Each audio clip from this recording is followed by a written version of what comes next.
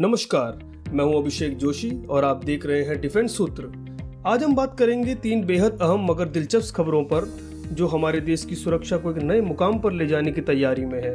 ध्यान रखिए, अगर आप युवा छात्र हैं और अब तक डिफेंस की दुनिया से बिल्कुल अनजान हैं तो भी घबराइए मत। मैं सारी बातों को आसान भाषा में समझाने की कोशिश करूंगा ताकि आपको लगे कि आप कोई भारी भरकम रिपोर्ट नहीं बल्कि एक मजेदार कमेंट्री सुन रहे हैं। पहली खबर, भारतीय वायुसेना आईएफ ने अपने बड़े, तेज और काफी समय से सेवा में रहे सुखोई 30 MKI लड़ाकू विमानों के बाद अब अगली पीढ़ी के विमान लाने की बात कही है।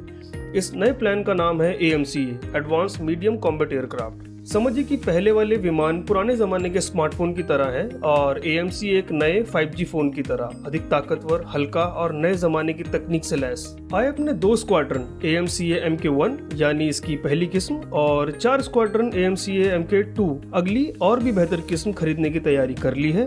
स्क्वाड्रन मतलब लड़ाकू विमानों का एक बड़ा ग्रुप। जैसे कि क्रिकेट की टीम में 11 खिलाड़ी होते हैं, वैसे ही स्क्वाड्रन में भी काफी विमान होते हैं, आमतौर पर 16 से 18 विमान। मकसद ये है कि 2045 तक कम से कम 300 AMCA विमान हमारे बेड़े में हो। आसान शब्दों में समझिए, हमारे आसमान के रक्षक को अब एक नया सूट और नए जूते मिलने वाले हैं जिसकी चमक पुराने जमाने के हथियारों से कहीं आगे होगी। दूसरी खबर, अब चलते हैं आसमान से भी ऊंचे उड़ान पर, नए ड्रोन की दुनिया में। भारत एक नया HALE high altitude long endurance drone विकसित करने की तैयारी में है। HALE ड्रोन का मतलब है ऐसा मानव रहित विमान जो बहुत ऊंचाई पर लंबे समय तक उड़ सकता है। इसे आप हवाई चौकीदार समझ सकते हैं जो दिन रात, धूप छांव, बारिश धूप बिना किसी पायलट के आसमान में तैनात रह सकता है। इस काम में भारत को अमेरिका की जनरल एटॉमिक्स नामक कंपनी मदद करेगी। जनरल एटॉमिक्स वो कंपनी है जो बड़े बड़े ड्रोन बनाने में माहिर है। ये मिलकर MQ-9B ड्रोन जैसा सिस्टम तैयार करने की सोच रहे हैं। इससे हमारी सेना को दुश्मनों पर नजर रखने और खुफिया जानकारी जुटाने में काफी मदद मिलेगी। एक तरह से समझिए, अगर आपका स्कूल अचानक टेक्नोलॉजी में रॉकेट साइंस पढ़ाने लगे और अमेरिका का कोई एक्सपर्ट आपको कोचिंग देने आ जाए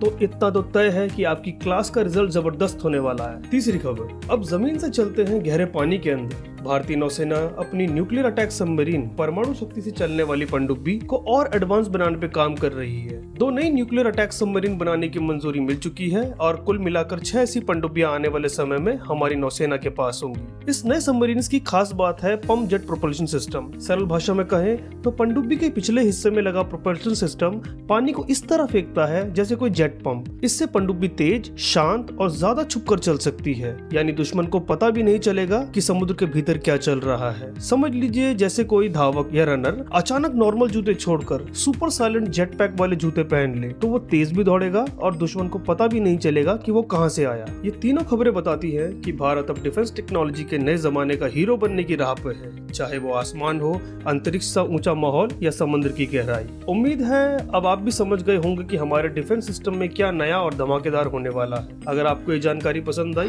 तो हमारे चैनल को लाइक, सब्सक्राइब और कमेंट जरूर करें। मैं हूं अभिषेक जोशी, जल्द आऊंगा कुछ और रोचक डिफेंस अपडेट्स के साथ। तब तक के लिए नमस्कार।